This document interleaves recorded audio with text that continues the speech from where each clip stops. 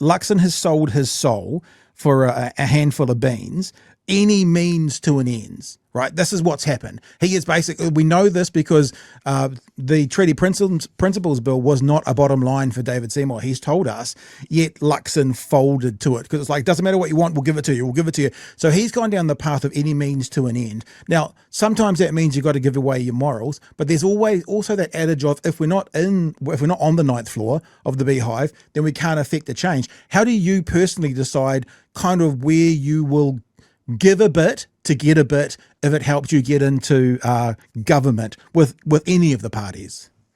You still have to make compromises that are consistent with your values. So you can compromise on how you might give effect to them, the sorts of policies that you may or may not adopt.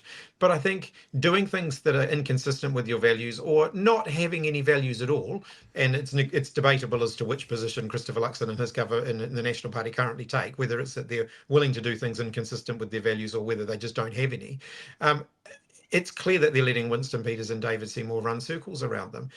I think we have some well-established principles around the sort of conduct that government ministers should be engaged in and should not be engaged in. You know, government ministers should not be attacking the judiciary. Government ministers should not be interfering in certain processes.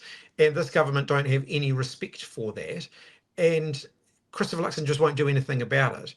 So I've been very clear, and I think my own track record in the brief 8 months that I was Prime Minister actually speaks to this.